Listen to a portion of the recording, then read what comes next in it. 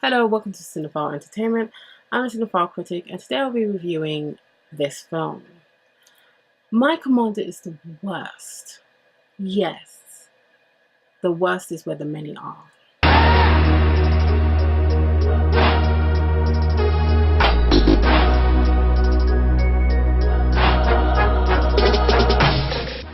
Solo, a Star Wars story. Solo, a Star Wars story is directed by Ron Howard, stars Alden Ehrenreich as Han, stars Emilia Clarke as Kira, stars Donnie Glover as Lando, and Woody Harrelson as Beckett. Are you off the gate?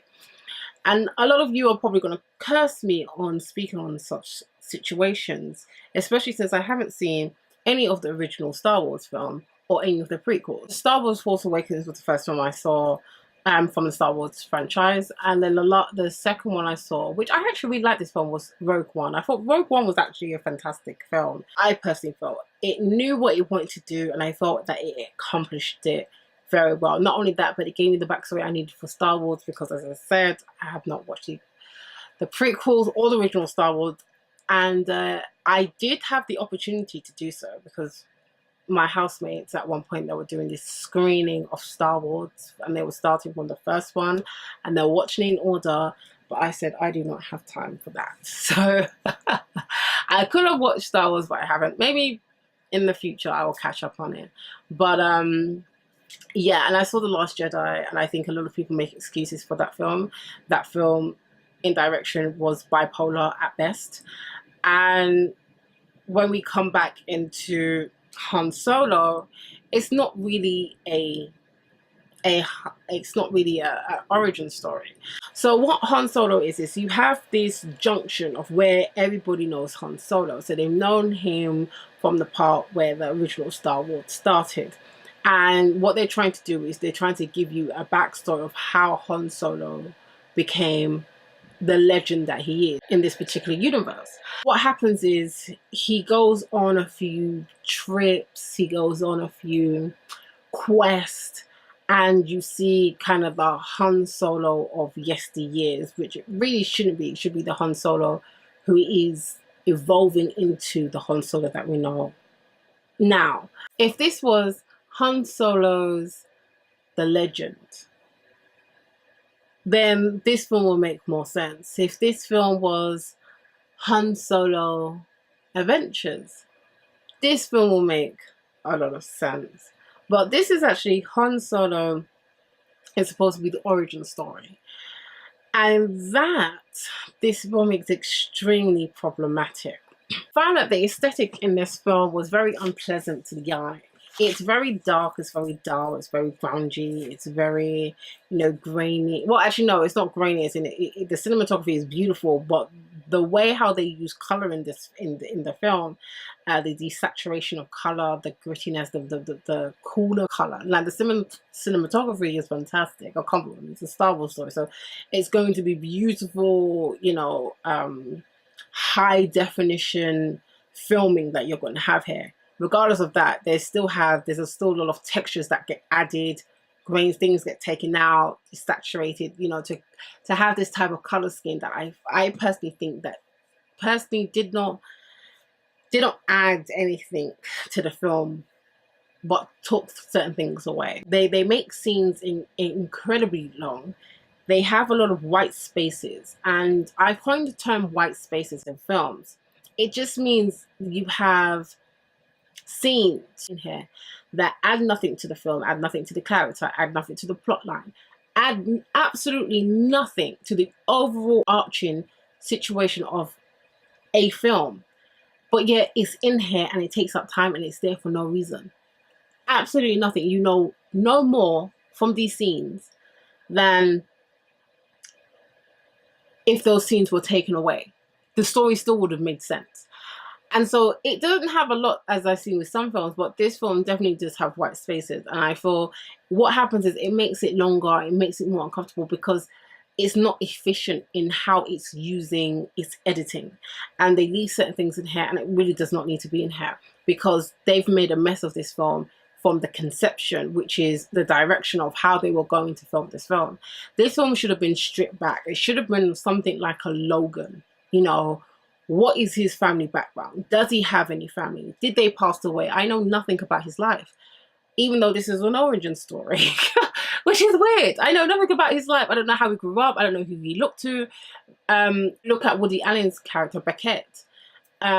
He's not really a father figure. He hasn't been in his life long enough for him to even trust. And the lines in this film is so corny. There's this one point, you know, I get it. He wants to be a pilot, right? I get it. He has that dream, but he's not going to be the best pilot he can be in his origin film. There's no way that can happen. It's just weird. Like, there's this heist that was happening on this train. You know, there's already a pilot. This pilot is very much competent. Something happens to the pilot. He has to move. He gets injured, whatever. Han, you know, Solo steers this ship. And, you know, before that, like a few scenes before that, he was like, yeah, I'm a very good pilot. I'm the best pilot ever, X, Y, and Z. And, you know, fast forward to this scene, you know, as he's taken over from the guy that was the pilot originally, you know, he's doing some maneuvers, nothing special, nothing spectacular. And the guy turns around to him and is like, oh yeah, you know what? You really are an amazing pilot. I was like, what? Like, he's a very good pilot, not because he has skill, but because he says so. And so because he says so, it is so. And that's kind of how this film is. It doesn't show you how he becomes the best pilot. It's like, no, I'm the best pilot. So that it is. There's no challenging, there's no growing in, there's no building your skills. It is what it is. It's supposed to be a Han Solo film, which is an origin film. And it's supposed to show Han Solo in his most vulnerable time. That's when he's young. Him growing into this character. Not only that, there's a scene that really pissed me off, which is kind of sort of at the beginning of the film. This particular scene, and it's sort of at the beginning of the film. It's still in the first act, moving into the second act. And what you have is you have this heist that's happening on the train. Everything should have gone according to plan. Because not all the time when something happens and you plan something, that's why you plan things. Not all the time when you plan things, they go awry. It's not that they, you know, all the time something's planned, it goes amiss. Yes, you have to expect that things may not always go to plan. But the situation in this film is every time Han Solo is somewhere and they plan something, it never goes to plan. It never, everything always messes up. It's like there's no point planning, just go in there and hope for the best. Everything should have went right. Everything should have went, nothing should have went left. Everything should have went the way how it was supposed to. Because if that had happened, then what would have happened is Han Solo would have had the money to then buy a ship and start his little adventures elsewhere. Not only that, but what he would have been doing is building up a reputation. And that is the beginning of Han Solo. He's building up this reputation in the galaxy. You cannot build up a reputation in a galaxy when everybody you meet dies. Your legacy gets lost. And they didn't take the time to think about it. I personally think that it should have been a strip back. I think this film should have cost no more than 100 million. This film, even though it's a Han Solo film, is that he's outshined by other people in his film. So Emilia Clarke, her character Kira, she is layered, she is dangerous, and she is wonderful to watch unfold because it happens so subtly, but you can see the changes. You know that she's not the same girl as yesteryears, but for some reason they make Han dumb in this film, even though he's supposed to come from a survival background. Doesn't make any sense. And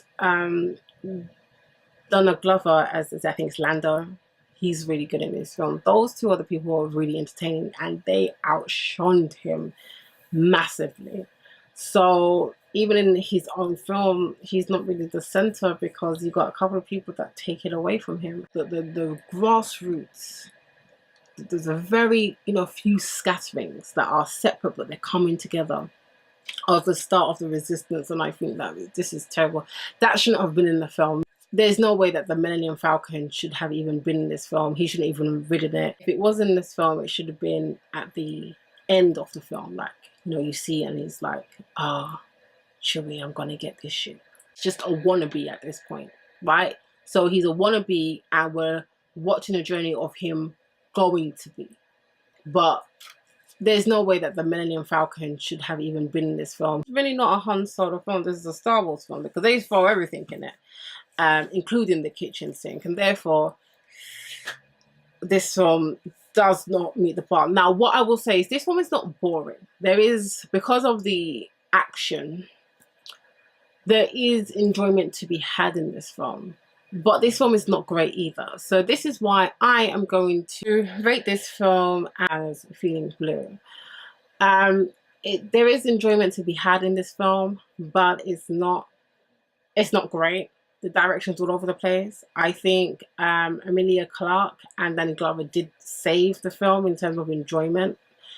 But when it comes to, which I'm judging it on, Han Solo, they missed the mark. They missed the mark by like a country. So let's get this conversation started. Have you seen this film? Have you seen Solo, a Star Wars story? What do you think about the direction Star Wars is going in? Do you like the direction? I think there is a lot of backlash. I get that.